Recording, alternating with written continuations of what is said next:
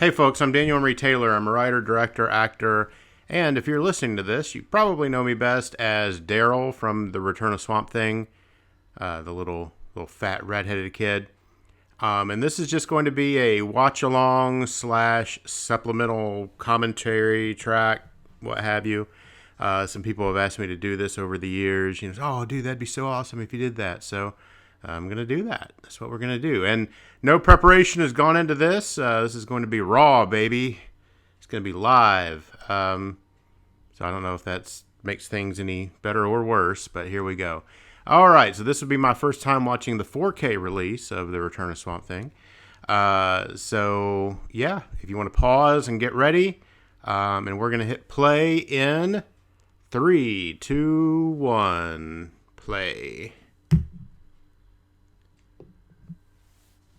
Try to keep things interesting here for everybody. Lightyear Entertainment. Nice vanity card.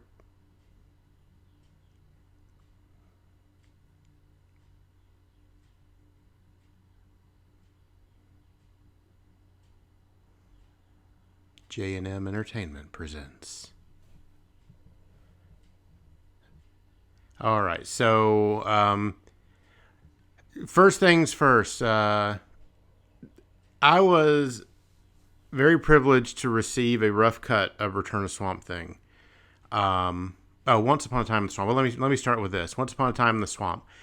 That should tell people right from the jump that this is not going to be a very serious movie. I know a lot of hardcore Swamp Thing fans I have heard over the years were not necessarily pleased with this because it takes a campier tone, more of a 50s drive-in monster beat-em-up type film. And Alan Moore, when he took the helm of Swamp Thing, really turned it into something much more serious, something much more metaphysical, philosophical, what have you.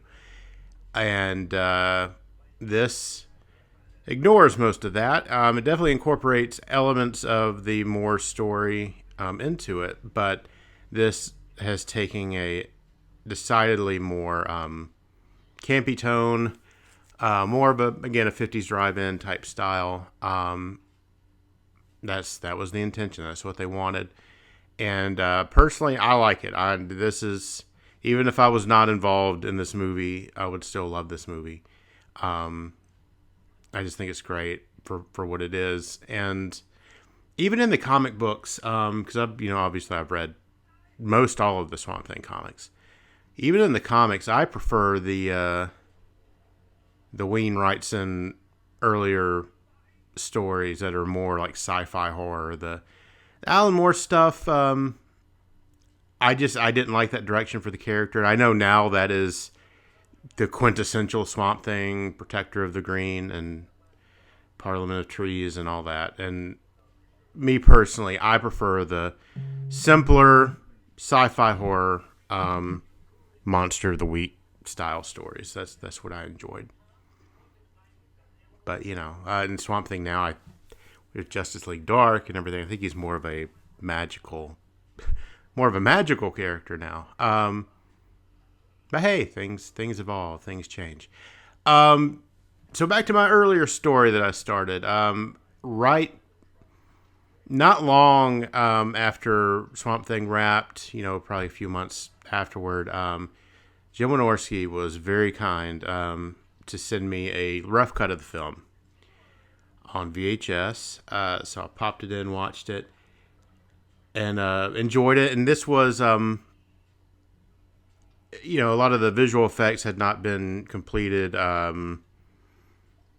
don't believe the score was even completed at that point. I think it was literally just the rough cut of the film. And I enjoyed it. I was over the moon, so excited.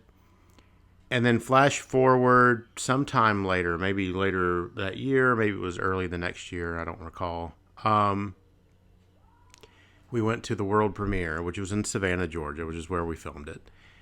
And my first time seeing the completed film, sitting there in the theater, Dick Durock was there as Swamp Thing in costume. Some local television, radio personalities. They made a big to-do of it. It was a lot of fun. And finally, time comes, sit in the theater to see this movie on the big screen. And the thing that absolutely blew me away was how colorful this film was. Because you're watching it now, and these guys are out in the swamp, and it's nighttime, but still you can see these vibrant greens. You can see the green of their camo, the murky dark blue of the water, the blue of the sky around them, their skin tone. They look so lively. The fucking yellow flashlight. Everything is so colorful in the film, and even when we get further into it, it's so colorful. And the reason why that was so shocking to me is because in the rough cut, everything was brown. Because I didn't know, being a 9, 10-year-old boy, however old I was at the time, I was not aware that color correction was a thing, that films had to be colored. I thought it was like, you pick up your camera, you take a picture, and however you take the picture, that's the way it comes out. But no, it's the film was like brown and dirty and murky looking. And then, once the colorist, and I apologize, I don't know who the colorist on this film was. But when the colorist does their magic, it becomes this. It becomes bright and colorful and lively. And that's just one of the many things that really just fascinated me about the art form of film and made me want to go and make films myself, just because it's not reality. It's better than the reality. Even the Leech, which we saw a minute ago and we'll see again in a minute, even the color of his clothing changed, because I have photographs from set where we can see that the jacket and pants that the Leech is wearing is more like a brown tannish color, and here in the movie it's like blue.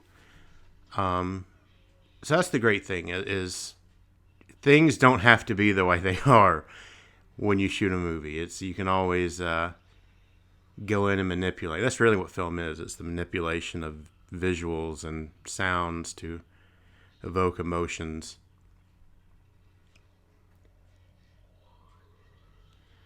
So, that's great. That's great. Great effects. It just CGI and video effects and everything just don't look as good as practical effects. I know that's just me being an old fogey, but they don't. There were at least two versions of the Leech head. One that had the mechanism in it that made his mouth kind of, flex and pulsate, and then another one that was just solid rubber. And there's Swamp Thing. I love this almost cheesy, like, superhero, like the fanfare. Bum, bum, bum, bum. Like, he's like such a stud, just popping up out of the swamp, ready to beat some ass here.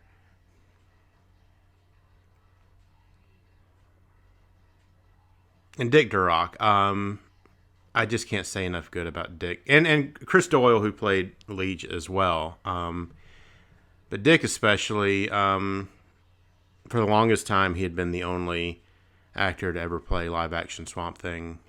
Played him in both films and the TV show, and the original TV show. And just a fantastic actor. And I know he kind of got...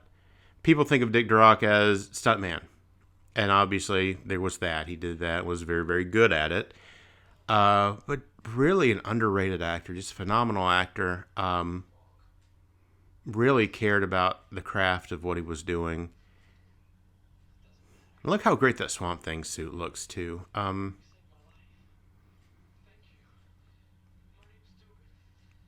lot of detail there.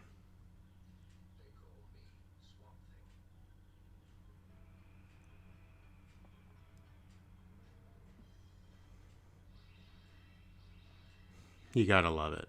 You've gotta love it.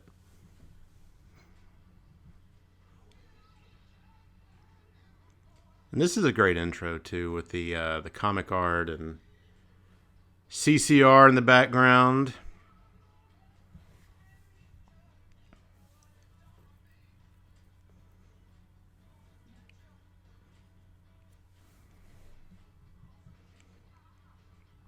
And I love that old Bernie Wrightson art. There we go. I had the opportunity to meet Bernie a few years before he passed away, and incredibly nice guy. Didn't realize he designed the terror dogs for Ghostbusters. That was something I found out well after the fact.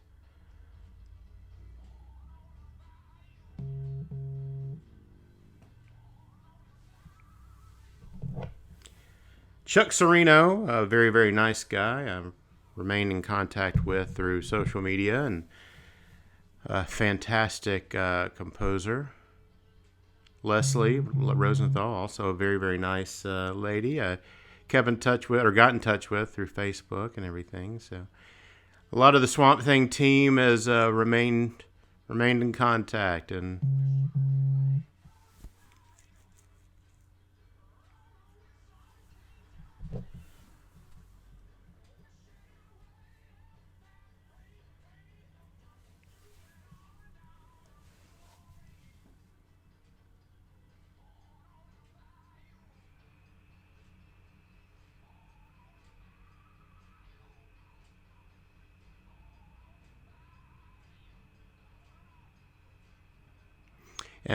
if you're watching the 4K release, and I don't know if it's on the regular Blu-ray, but there's a very, very good interview with Michael Uslan, the producer, one of the producers, who basically talks about the history of Swamp Thing and the history of the Swamp Thing films, and basically how connecting the dots, the Swamp Thing films paved the way for Batman 1989, and then Batman itself paved the way for the modern superhero film. So, these were very, very low budget films. Again, kind of campy, kind of fun, but really important films in the grander scheme of things. No Swamp Thing, then probably no Batman. No Batman, certainly no Avengers. No MCU and DCEU. Because prior to this, there was Superman, basically. But this is, I love the names on the plants. But this was a time where people didn't look at comic books as suitable content for films. People didn't take them seriously. Didn't think the audience was there for it. Comic books were still very niche, whereas of course now comics, if not comics, at least comic characters are very, very mainstream. I mean, now everybody loves Iron Man. Everybody loves Spider-Man and Captain America and Batman and Captain Marvel and so on and so forth. But back in the day was not necessarily so.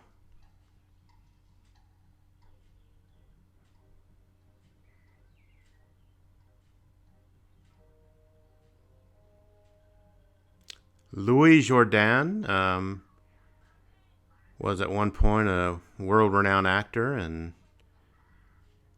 I think I think he lamented the fact that he kind of finished up his career in low-budget sci-fi horror films. I met him once. Not a particularly nice guy. Not a particularly nice guy. I know Jim Wynorski and he did not.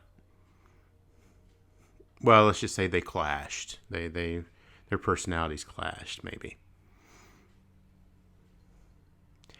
Now, Sarah Douglas, absolutely just an absolute sweetheart. Just such a sweet woman. I did not meet her on set. I met her when we were doing our ADR looping, where assuming most of you know. If you don't know, it's where you go in and you re-record your lines because maybe the audio wasn't clear or whatever. Um, but I had the chance to meet her there when we did that, and just so nice. Such a classy lady. You always got to respect that.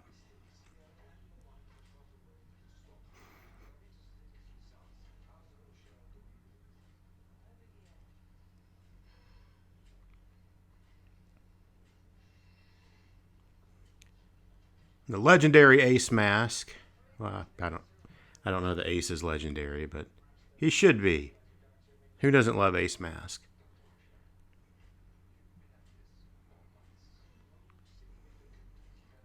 I love the different mutants and experiments here, and such great work, great character work, great practical effects for these characters that are in the film a very very short period of time, most of them, but they look great. They just look great. Cockroach Bob here looks great.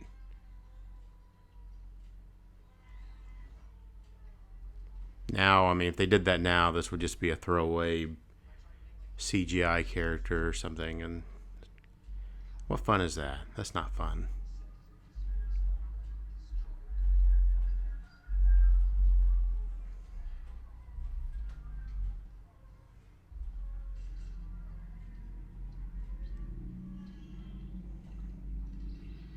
Every science lab has to have a giant bowl of bubbling Kool-Aid. I think that's a rule.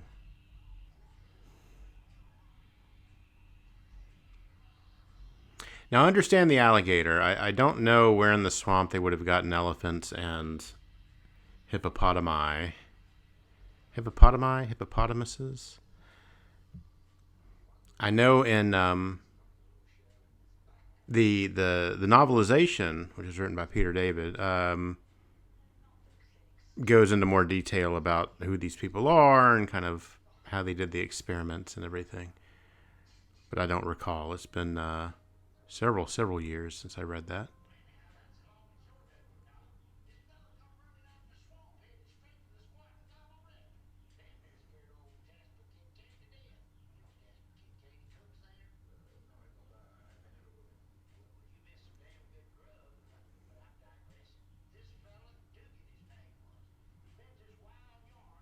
I think this guy is like every small town sheriff I've ever met.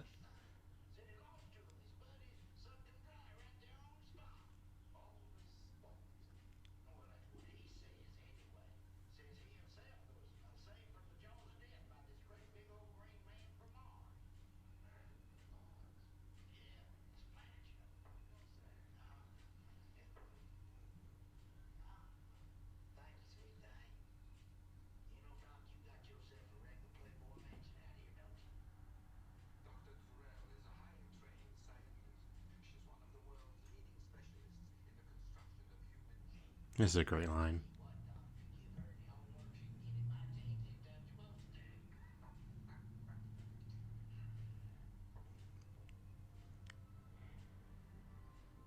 And as I referenced earlier, we did film on location in Savannah, Georgia. It was very, very hot.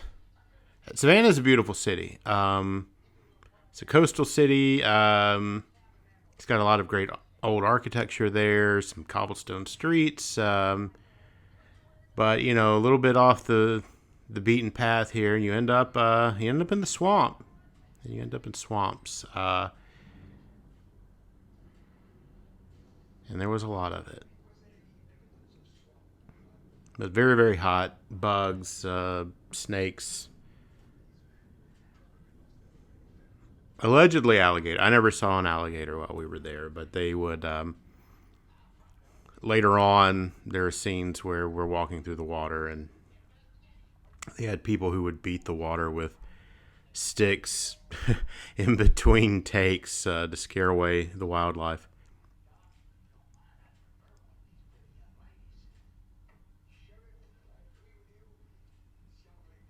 Monique Gabriel, who we saw earlier, very, very sweet as well. I actually got the opportunity to go to Disneyland, Anaheim, with director Jim Wynorski and Monique, Miss Monique. Very, very kind woman. And Joey Segal was so much fun. Just a great personality. Just so much fun to work with.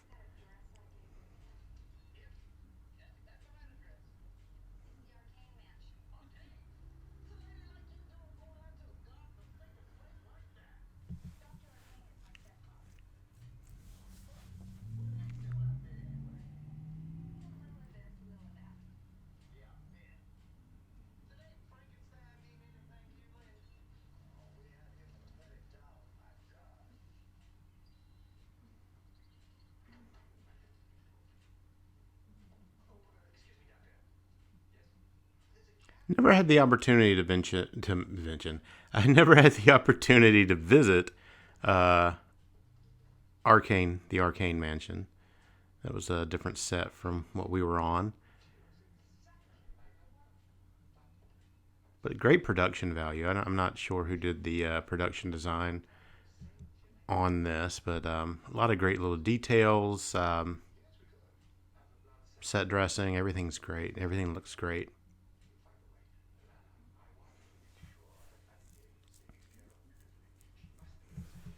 Again, very, very low budget film, but you can tell that they made the most of it.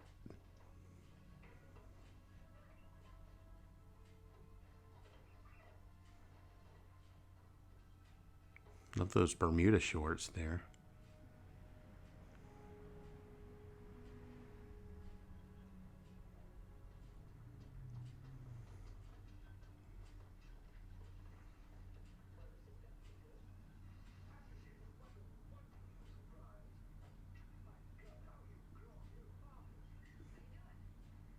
Abigail on her Easter hat.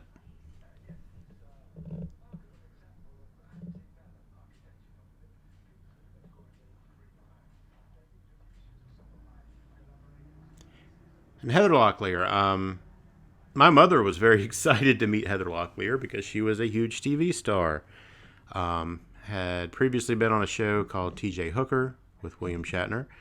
And while this was filming, she was one of the main stars of a show called Dynasty, which I think they recently rebooted.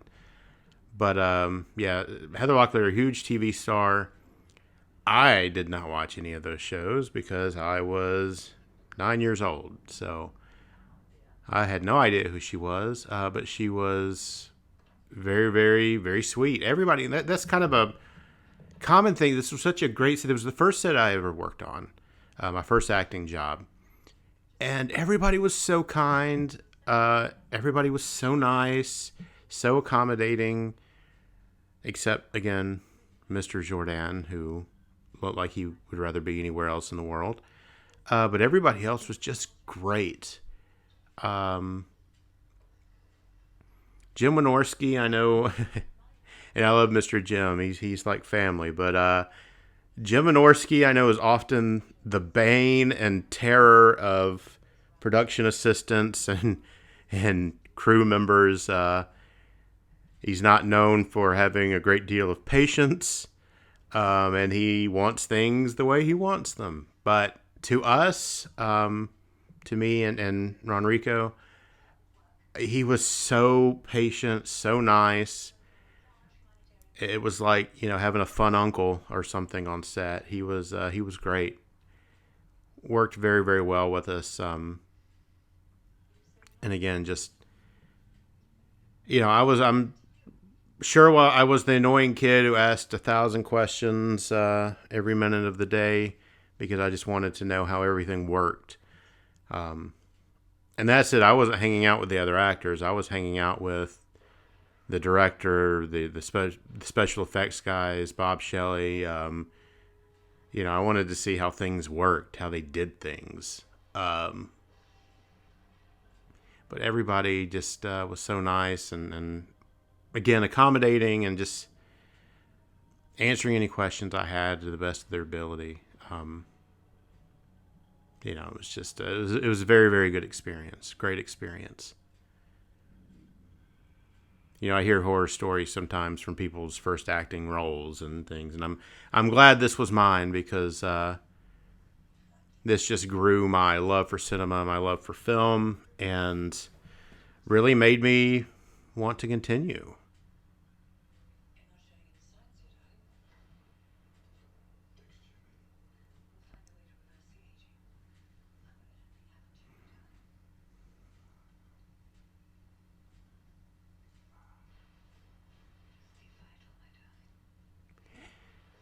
Notice they never kiss, and I don't know. This is probably not a story I should tell, but the rumor was that Louis Jourdan had some kind of herpes, and Sarah Douglas refused to kiss him on the mouth.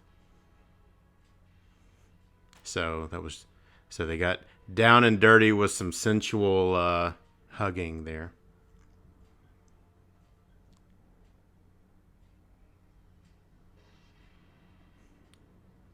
And here, Uncle Shed's where the byway meets the bayou.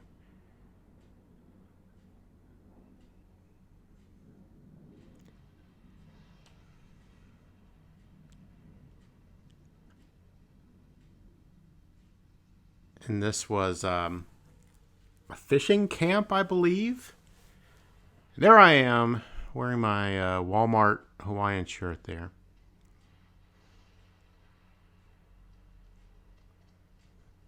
The rainwater stunk because it was being piped in from the swamp. So that is in fact not real rain. That is swamp water.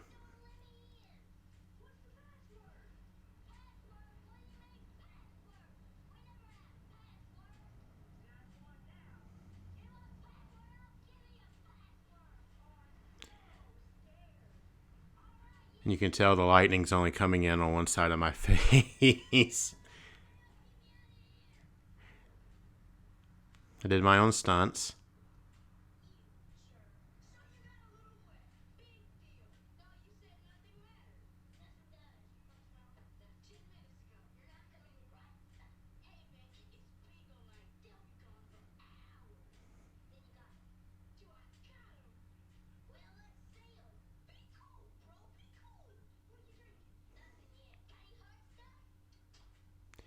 We shot this in the middle of the night, and I was not feeling well. I had been suffering with bronchitis pretty much the entire shoot.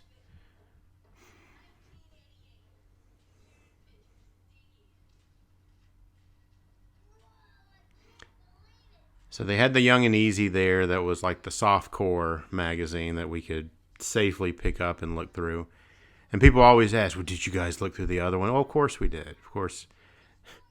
As soon as the adults turned their heads, yes, we were digging into Savor magazine or whatever.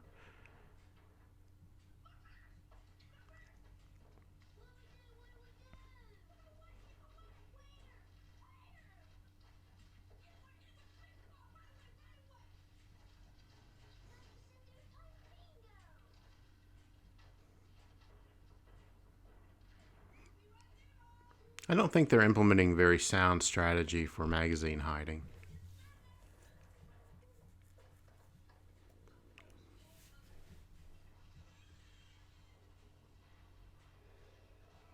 And that's the shot of me that was in the trailer. My awful fake smile there.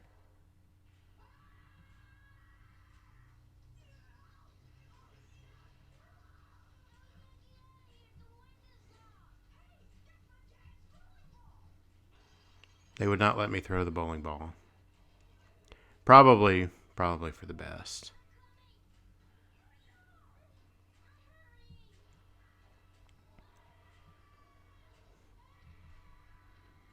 I scream myself hoarse doing this.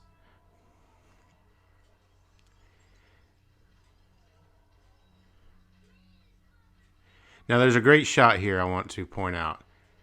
Look what Swamp Thing does. He grabs the leg off the swing set, and then there's this moment of just like contemplation.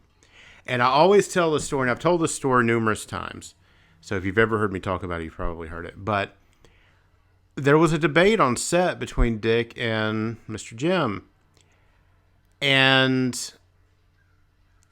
Jim Wynorski directed him, just grab the leg off the swing set and just start wailing on him. Just go at him.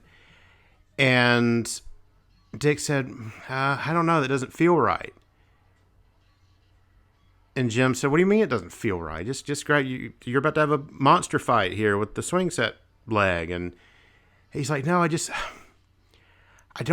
don't think that would happen. I don't think he would do that.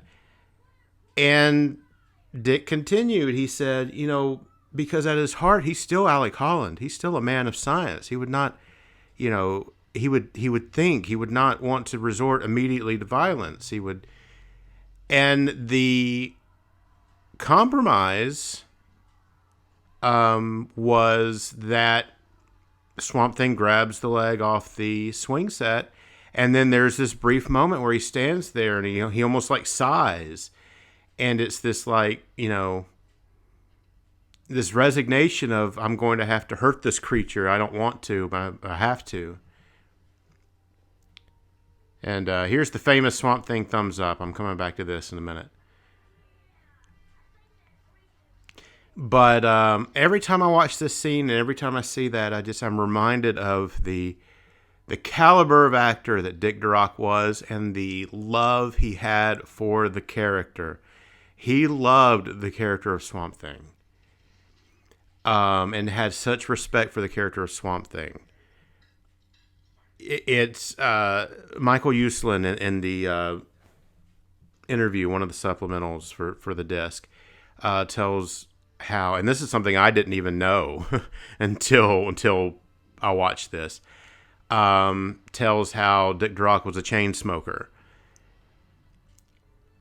And, so he'd be like chain smoking in between shots, in the Swamp Thing makeup. But if there was a kid present, meaning me or Ronrico or anybody else, or if he was doing a personal appearance, anytime there were kids around, he would not smoke as Swamp Thing because he wanted to project this aura of heroism, of being a hero, a superhero, a role model, whatever.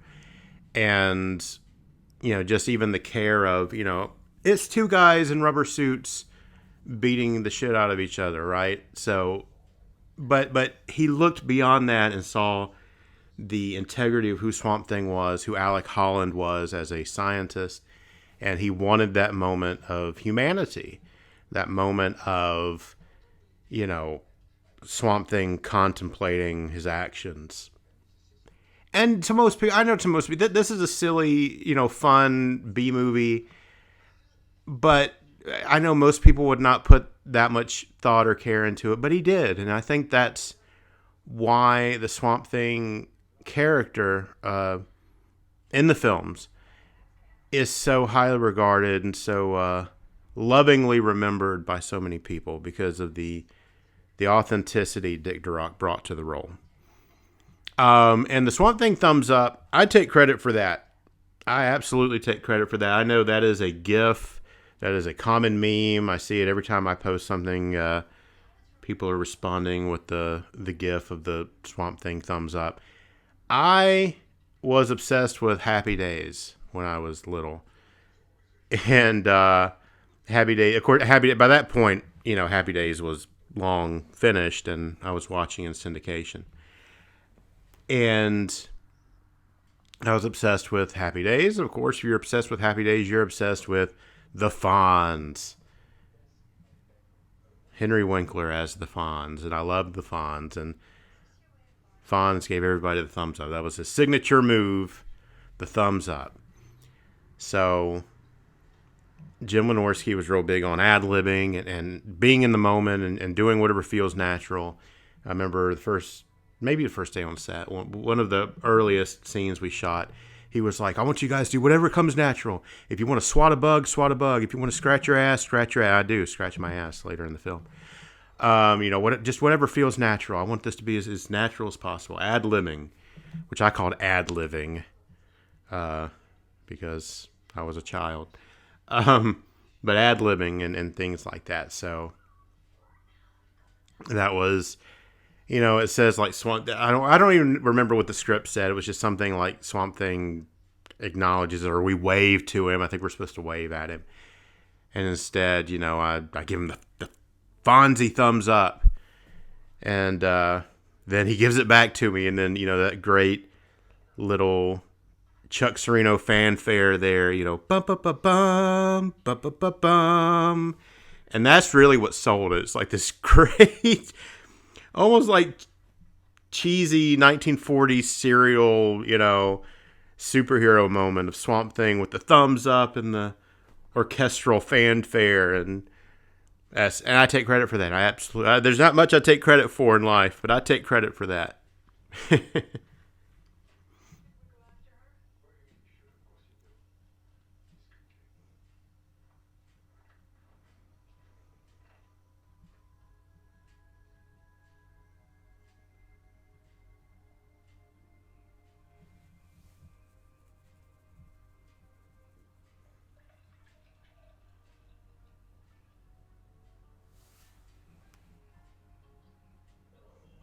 This is a fun scene.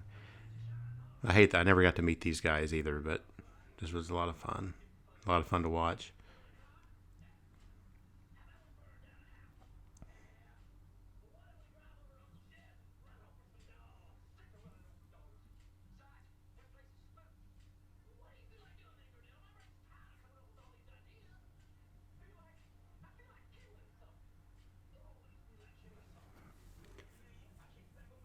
Circling back to Heather Locklear, I think I kind of got sidetracked earlier.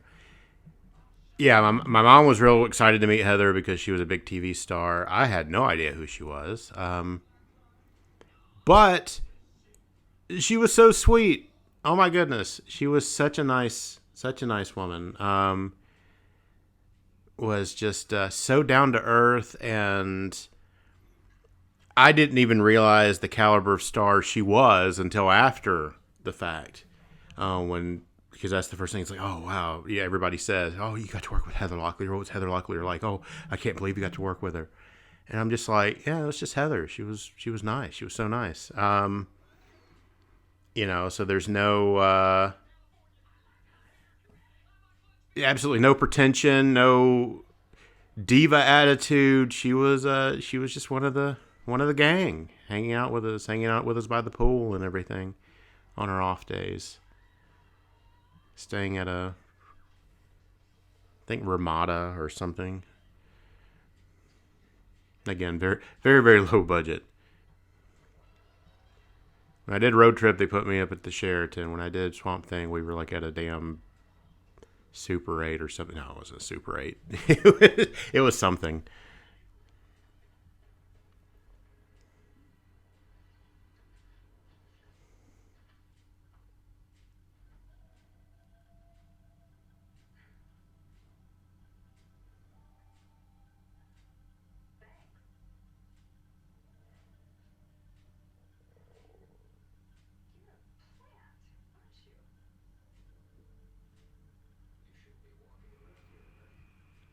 I know Jim Wynorski and his commentary, and there is a commentary track on the disc itself, which if you've not listened to it, he'll definitely do that.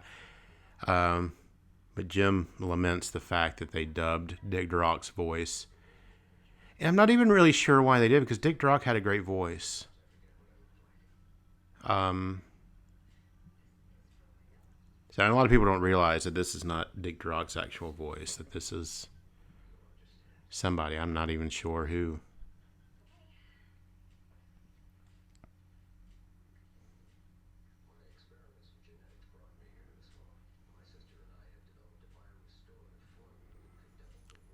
And here's your obligatory flashback to Wes Craven's original film.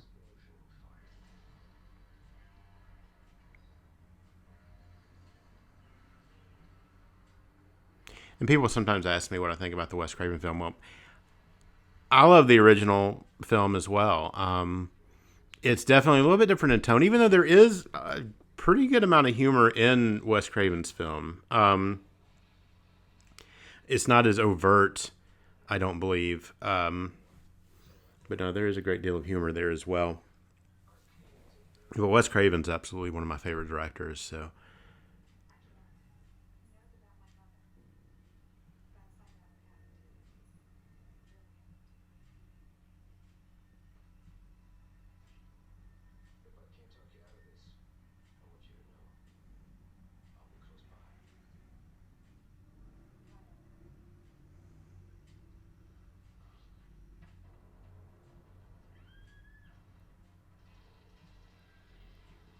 Abby should have known. She should have known not to go to her stepfather's mansion because he's got henchmen.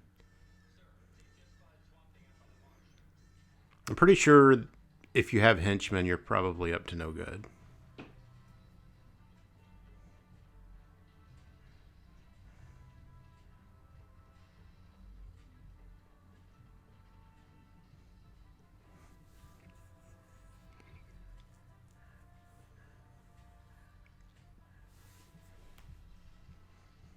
If this was the comic, he would have just disappeared into the ground and sprouted somewhere else. But it's an 80s action sci-fi movie, so he's got to take off in a trot.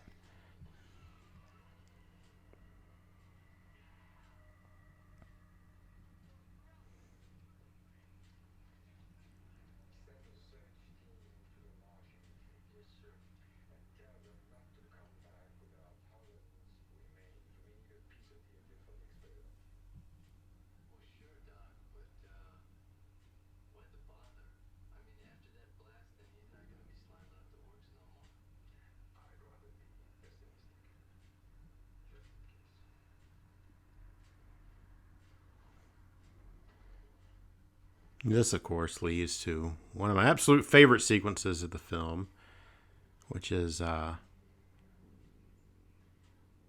Swamp Thing coming through the bathroom drain, or through the faucet, rather.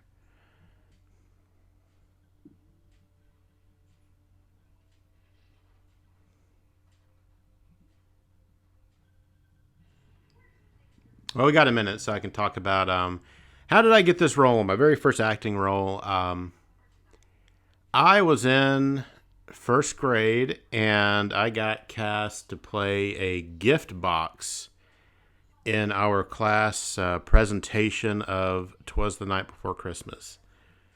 And I was kind of a shy kid, kind of quiet for the most part. And so when they were handing out roles, they were like, all right, Daniel gets to be a gift box. And what did I do as a gift box? I sat under the Christmas tree and looked enticing, I guess. But as fate would have it, the little guy who was cast as the father got sick just probably a week or two before, or I think it was like a week before the performance. He came down with a pretty serious illness and was not able to perform his duties as the father of the family. And so the decision was made to stick me in there. I'm not sure why or how or who made that decision. I think my teacher made that decision. She was like, well, let's give Daniel a shot. And nobody realized at the moment they put me on stage, I was going to become come alive. DET comes alive. And hammed it up and just had a great old time and was really in my element. And everybody got a kick out of it and just really enjoyed my performance. And apparently there was a talent scout in the audience, or somebody who worked for an agency, a local agency. And they contacted the school, who contacted my mom and asked me to come audition for something. So I did. And the very first thing I auditioned for was a made-for-TV movie called A Father's Homecoming. And I did not get that role. That went to another local little boy. But I got pretty far in the process. I think there was like 2 or 3 callbacks. And we lived in Birmingham. We lived in Hoover, Alabama, just outside of Birmingham, and we were having to drive to Atlanta for auditions. And did not get that first role. I was kind of bummed about that, but got the call to come in and audition for the Return of Swamp Thing, and I did.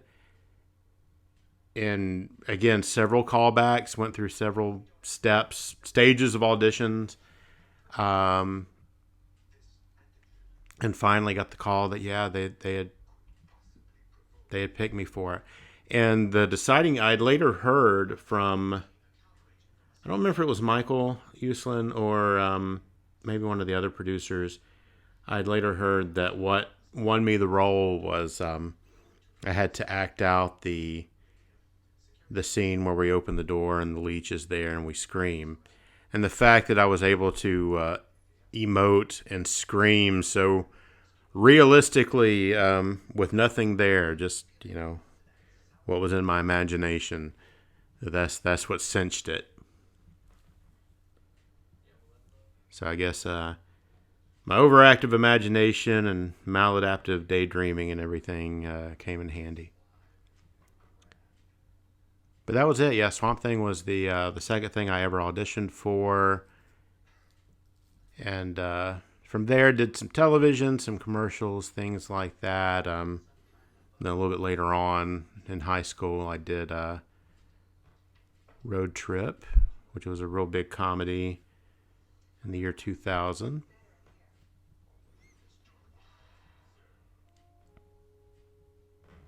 Then a few years after that, I started actually making my own movies. So, and I've directed 5 films now.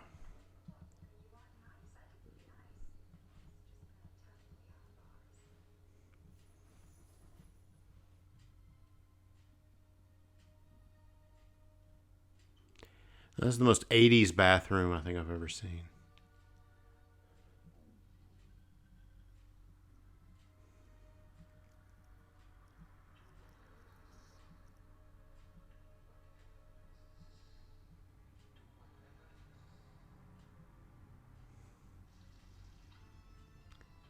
And this is Hammer horror. This is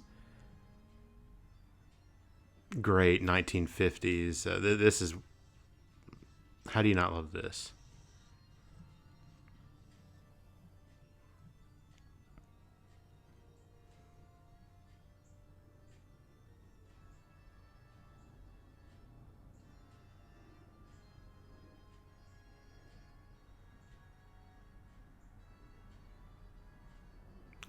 Also, Red Flag number 83. He has a pipe organ. I don't know of anybody in a film that wasn't a villain that owned a pipe organ.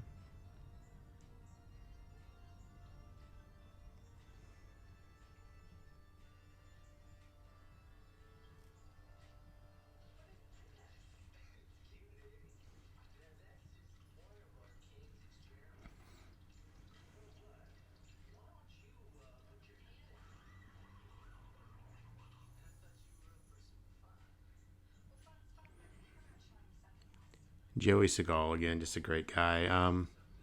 Brother of Katie Segal, who obviously is a television legend. Married with Children and Sons of Anarchy and The Connors and Futurama and 8,000 other things.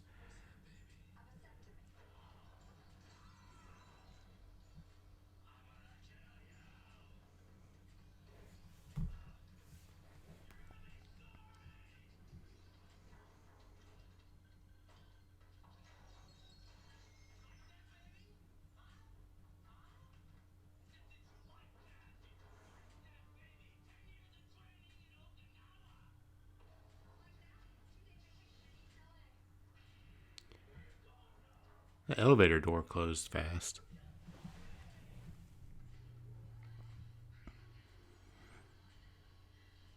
And now we get to see Dr. Zarel make what they call in the world of professional wrestling a face turn.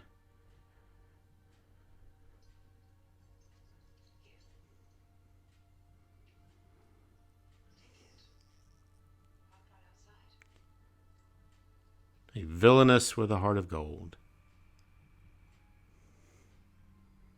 who knows that Arcane must be stopped.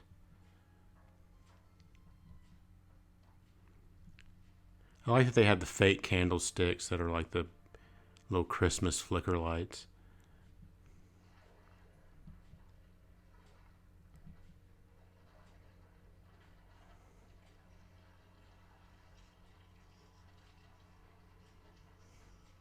And not just the visual effects here, which are obviously fantastic, but just the sound design, all the gurgles and pops and cracks of Swamp Thing reconstituting in the bath. It's the little details like that that really sell the effect. Tony Cecere, who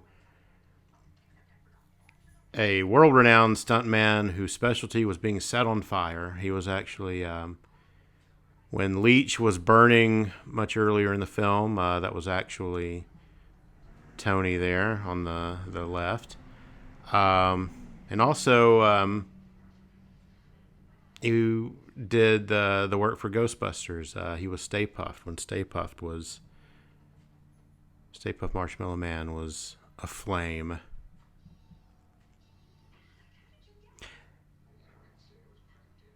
It's always a very successful thing in film when you can find a niche or a either a character type that you're willing to be typecast as, or a niche like that. And Tony was the get set on fire guy.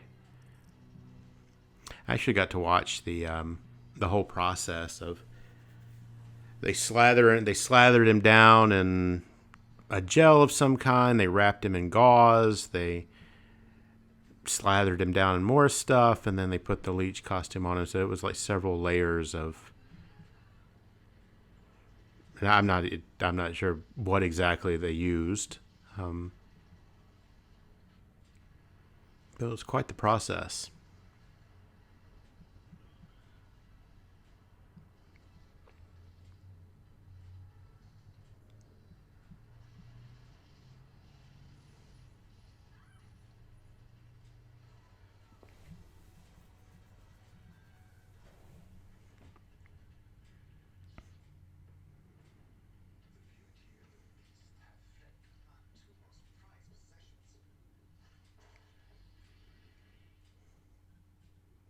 That's a great shot there. Just some really good camera work.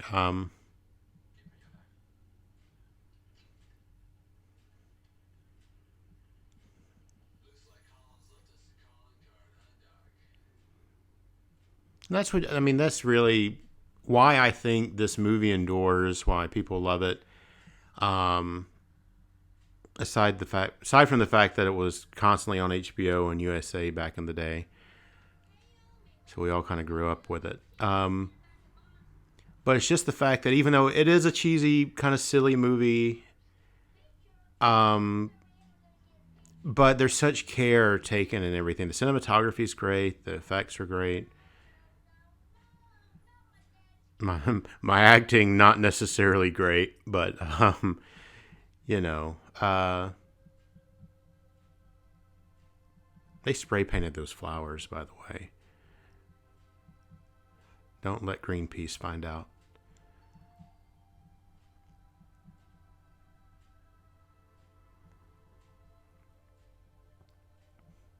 But just such care taken, and they really got a lot of bang for their buck. Truthfully, to be as low for the budget to be as low as it was, and I believe it was 3.9 million, which today is not even a damn catering budget for a big Hollywood production.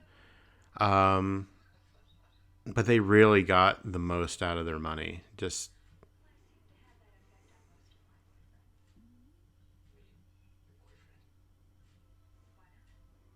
Heather Locklear, just so pretty, just such a pretty woman.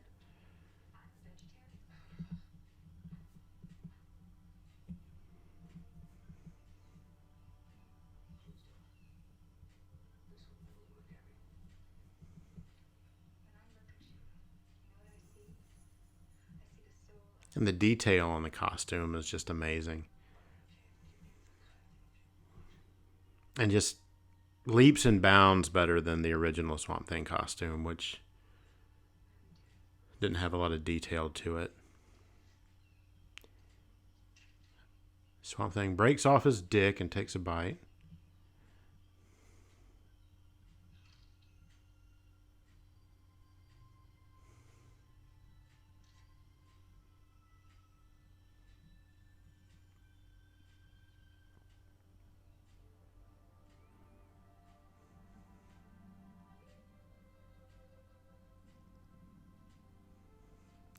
I was actually in the editing suite, I guess, when they were doing the dailies for this scene, because I was an obnoxious child who would just kind of bust up in the middle of everything. So I got to see them cutting this scene together. Apparently, this guy was kind of a dick by all accounts, and was promptly asked to. This is obviously it's not Dick Durag. This was just some model they hired. But Heather was not comfortable with him. He did not take direction very well, and was promptly asked to leave set once that scene was finished. I mean, I don't know, man. You're getting paid, day rate to come in and make out with Heather Locklear for an hour or so. I think you would be on your best behavior.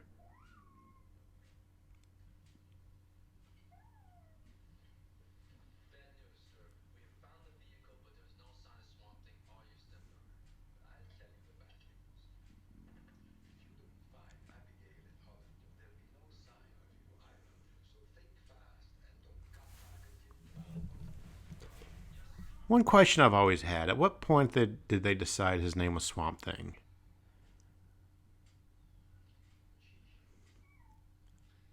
Because because I call him Swamp Thing in the film. I think I say Swamp Thing's really kicking some butt or something like that. How do we know? It's just everybody just looks at him and he's just like, "Yep, that's a Swamp Thing. That's what that is."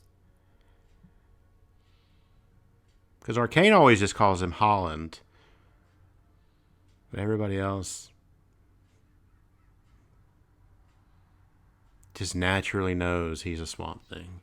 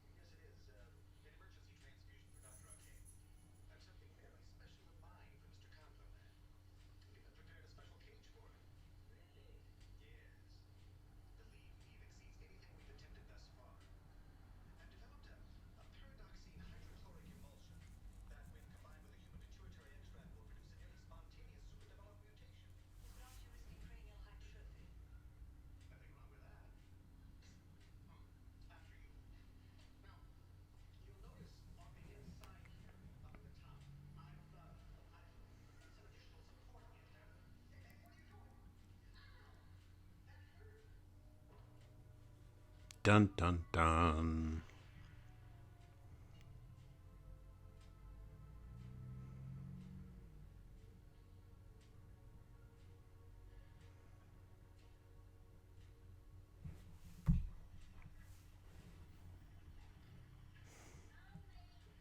It was miserably hot and wet.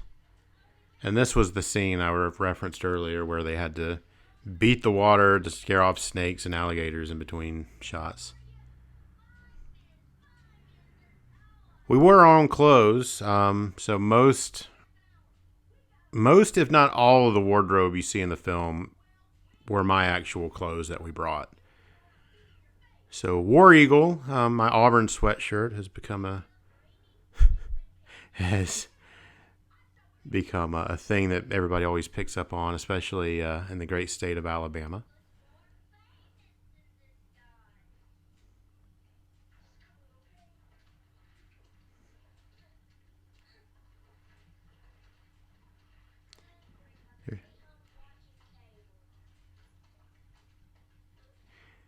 And that was ad libbed. Good grief, I could be home watching cable because, yeah, that was what I was thinking. I grew up a little on the less privileged side, and we had just recently gotten cable television before we shot this. So yeah, I was thinking of all the great shows I could have been watching while I was knee deep in the mud there.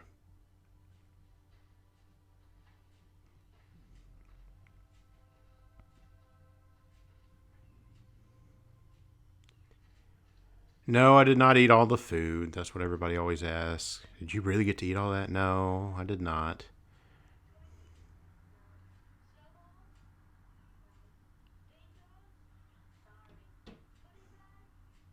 Ronrico and I got into a shoving match in this scene. You know, we got along for the most part, because people always ask that. We did get along for the most part, but there was initially like a us shoving each other back and forth, and it got a little too real. Um, but I don't know. I think we were just cranky because it was again hot, long hours. We had night shoots and then turn around and had day shoots 10 hours later, 12 hours later. I think we were both kind of fractious, but that happens from time to time on set.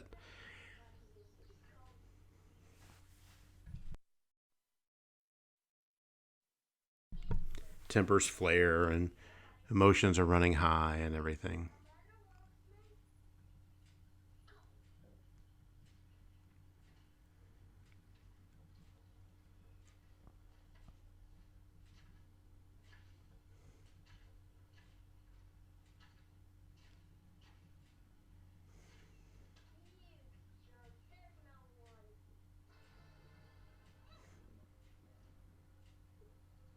Guys must be quiet.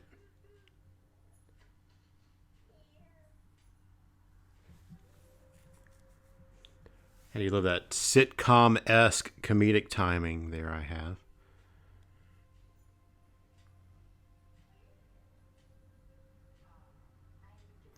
You're about to hear me screaming in a moment, and I did all of this in the ADR session where I just had to scream random help lines for like 10 minutes.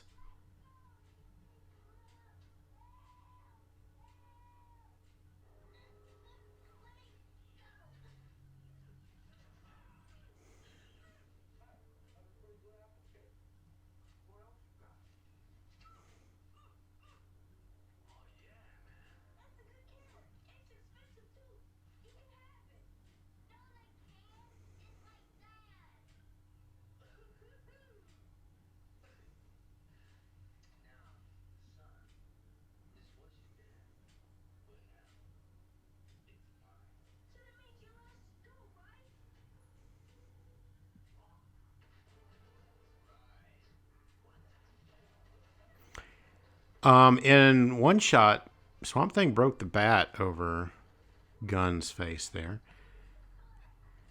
Yeah, Swamp Thing's kicking some butt. Um, Obviously the bat was, I don't know, this balsam wood or what. It was a breakaway bat, but still, that was pretty impressive to see.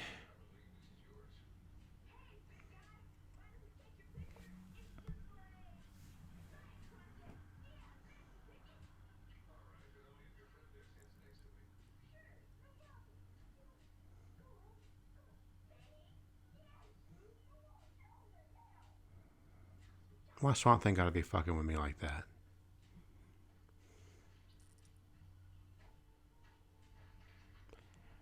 I don't know why I have circus walk up music here, but it works.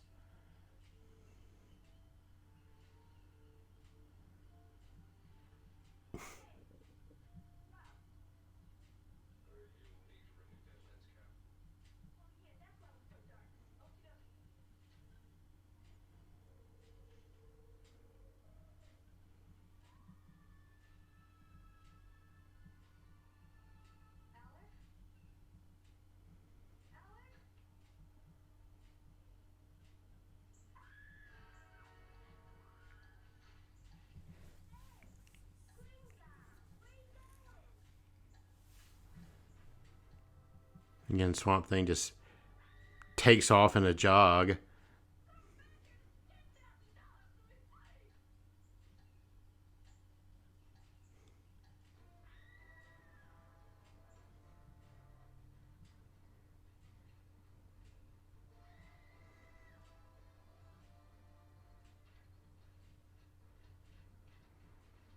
I don't know if you've noticed, but he couldn't really turn his head. So every time Swamp Thing looks from side to side, he has to turn his whole torso.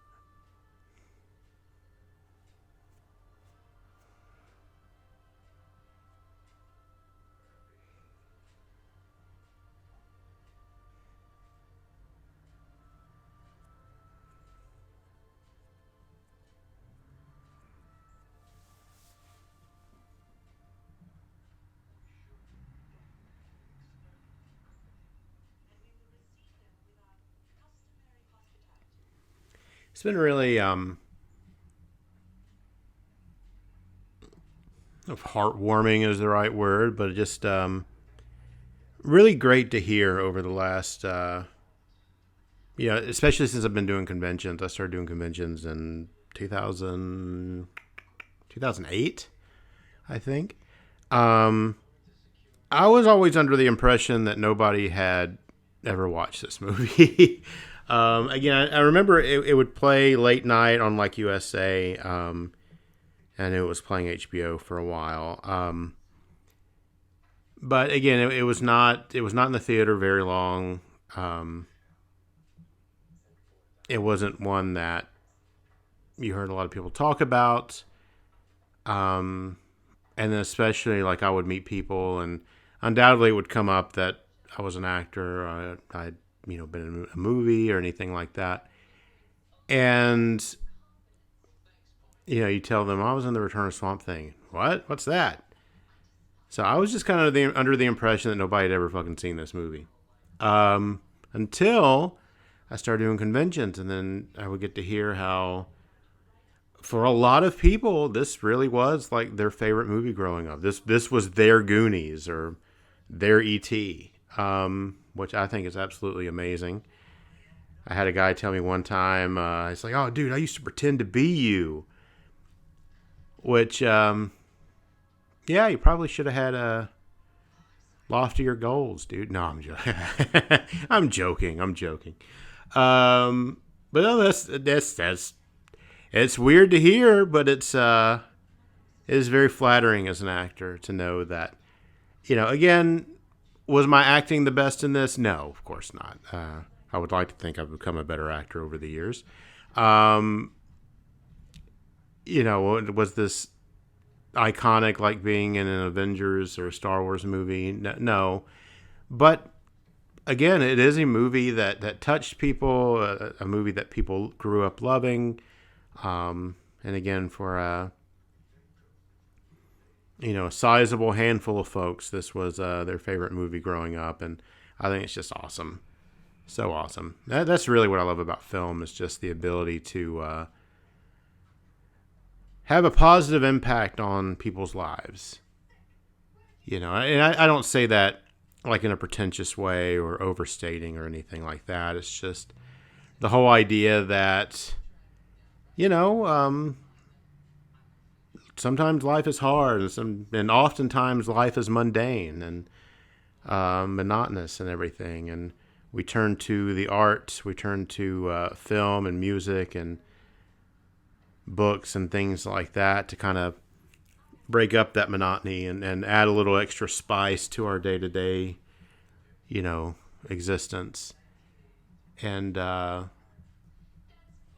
be in a film that is the favorite film of so many people is, I think it's amazing. It's a privilege. It's amazing, and it's a privilege. I think they stole this scene for Lethal Weapon. I think that's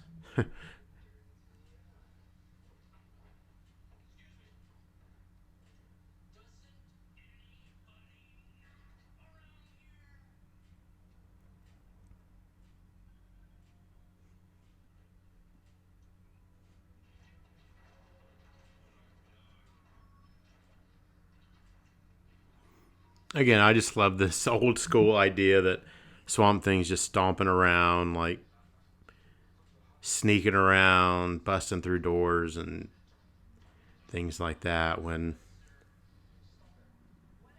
in the comic, he should have been able to just disappear into the ground and grow up somewhere else, sprout up somewhere else.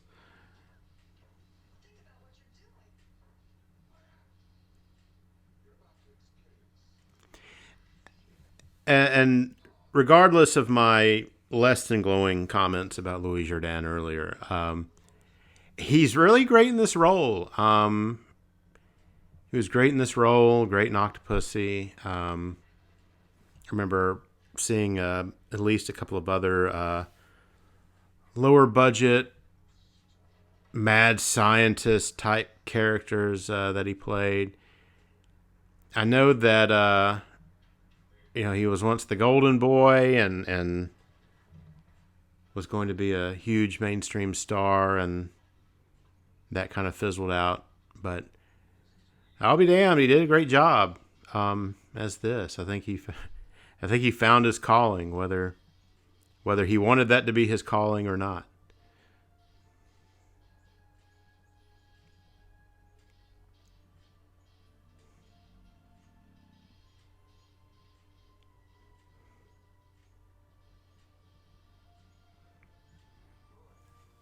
And this here is just straight up 50s B movie.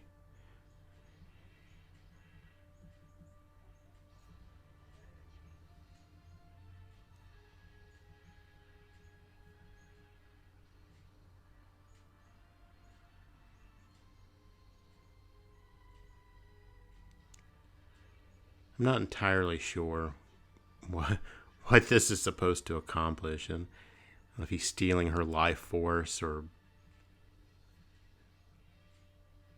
stealing her soul. I don't know. He's doing evil scientist shit, mad scientist shit.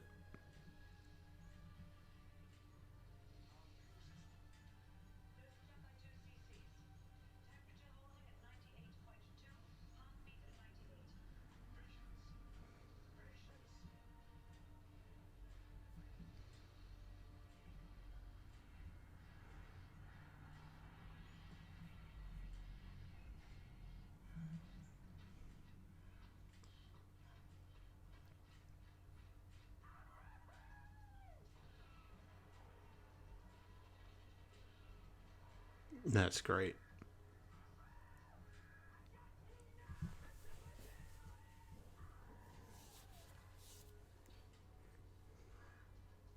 And to me, really, am I biased in my love for this film? Well, probably. But to me, really, this is the best mix. I love that front kick to the door there.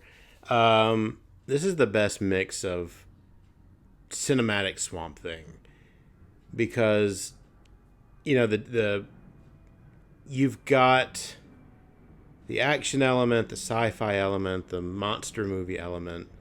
You have a little bit of horror there, some bumbling kid comic relief. It's really for this type of film, it's really everything you could ask for.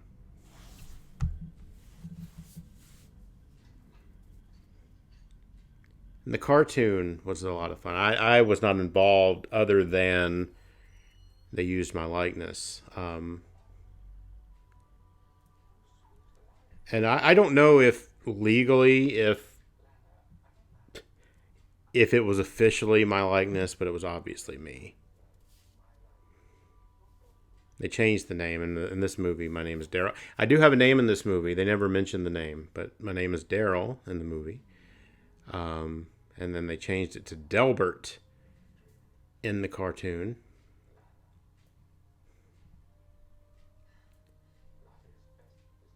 And it was still the same fat redheaded white kid and skinny black kid hanging out with Swamp Thing in the swamp.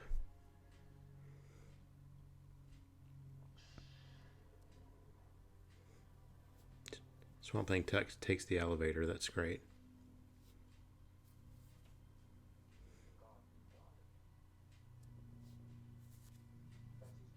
That's a great line. God will pardon me. That's his job.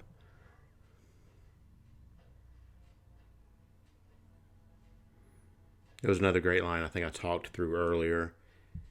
You know, what did you do? Sell your soul to the devil? Let's just say he has a lease with an option to buy.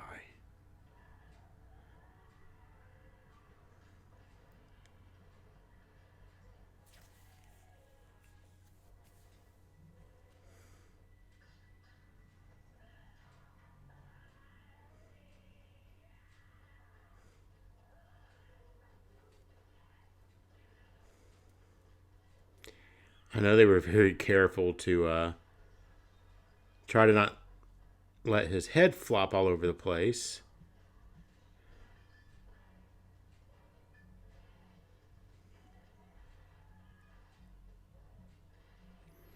And all this was shot after I was in my entire role took, I believe it was right about 2 weeks to shoot.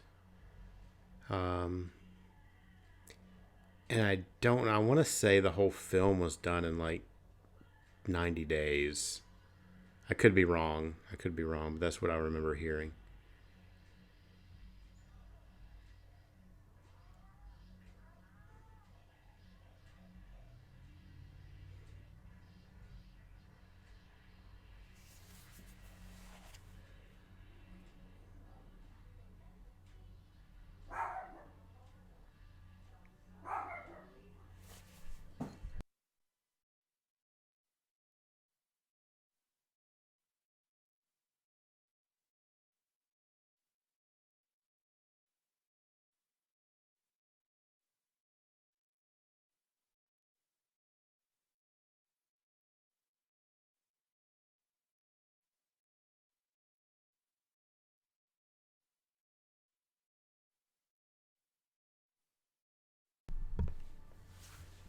Swamp Thing showing a little bit of emotion there.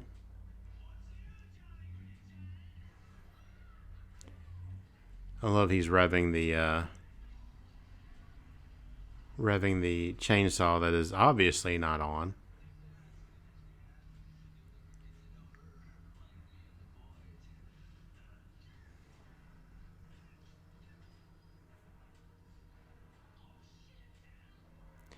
I'm glad they left the all shit in. We actually had some cursing that they cut out. I don't know if they were trying to make it easier to get a TV edit or if they were trying to get it down to a PG rating. I think it was PG-13 anyway, if I recall. But yeah, a lot of our cursing was cut out of the film.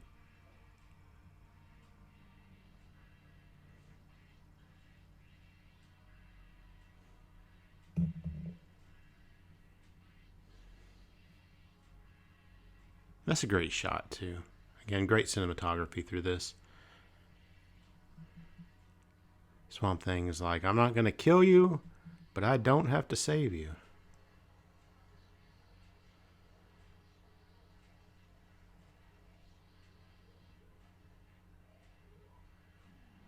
Oh, I feel bad for Hippo Man.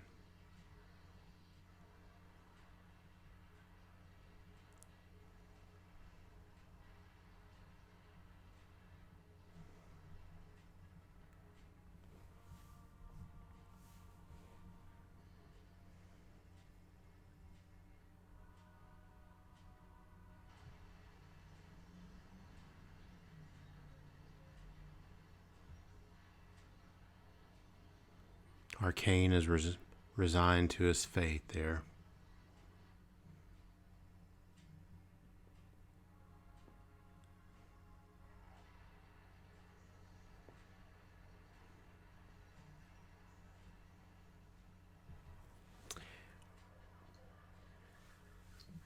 Well, I can tell you they blowed up things real good on this movie.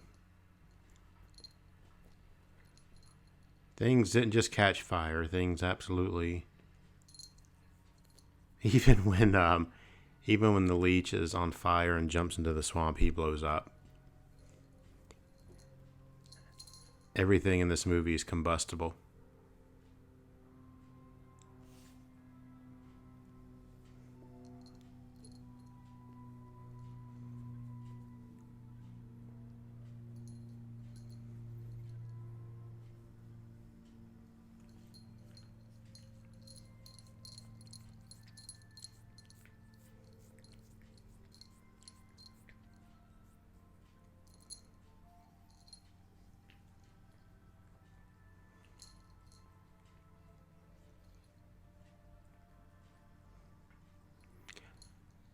I'd always hoped there would be a sequel because, like, what do they just live in the swamp now? Does she get a house? I don't.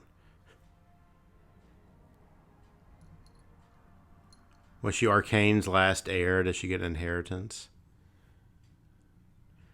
I've got questions and I need them answered.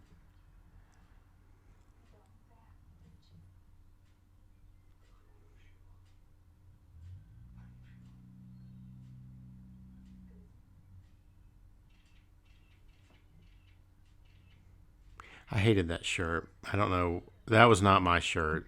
I that is that was the one shirt I think I wore that the wardrobe department provided, and I don't know why the collar's cut off like flash dance. I don't know. It was ugly and uncomfortable.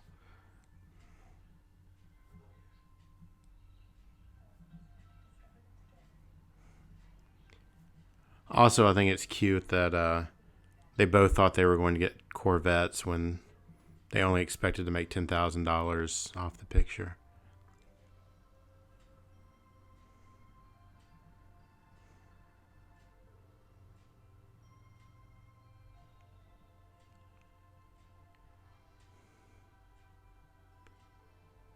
And now she is Lady Swamp Thing. So yeah, we've got a mid-credit scene here in a minute, which was pretty novel at the time. Now every movie's got either a mid-credit scene or an end-credit scene. Um, but this was one of the first. Well, I don't know if it was one of the first. It was one of the first I had ever seen. But as we get ready to wrap up here, if you made it this far, thanks for listening. I hope this is what you guys wanted. Maybe gave you some cool information you didn't know previously and told some stories and everything. But great experience as an actor, great experience just being a kid on set. I know people always ask, especially now, like, was safety a big issue and everything? And yeah, absolutely. Absolutely safe. Absolutely everybody were very respectful of us and everything. Just great experience. I love this movie. Again, there I am. I would love it even if I wasn't involved, but of course, being involved, I'm very proud of it. And I'm just glad that it's endured, and again, that it does have such a fan base.